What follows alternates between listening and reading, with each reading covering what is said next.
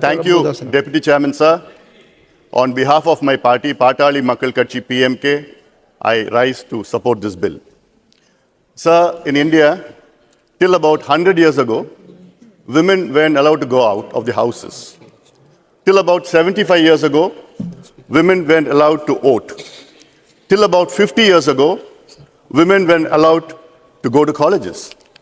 Till about 25 years ago, women weren't allowed to go to work. Today, it has all changed.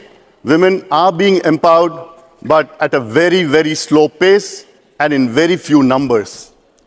Sir, down 25 years, I'd like to see a situation in India where women are so empowered that men will try to bring in a similar bill in Parliament for themselves in this August House. Sir, after the 73rd and the 74th constitutional amendment, brought in 1992 and 93, we had the first local body elections in 96. During that elections, many of the party cadres had made their wives, their daughters, and their mothers as panchayat presidents or samiti presidents or district zilla parishads, thinking that they could control them through proxy.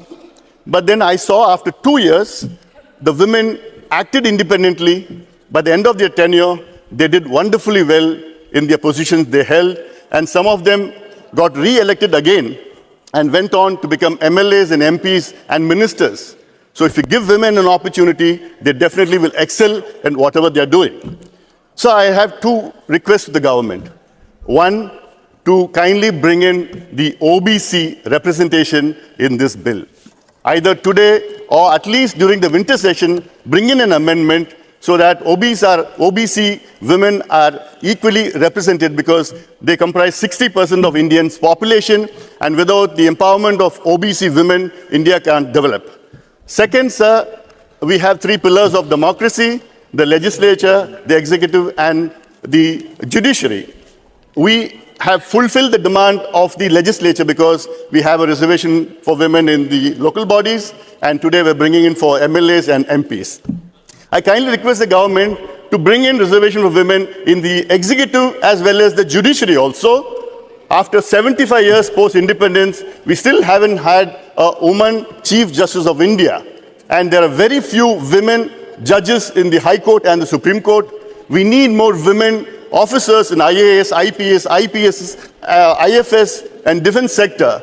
And definitely we need, so the government should bring in an act, an amendment, constitutional amendment, so that women are empowered in the executive as well as the judiciary.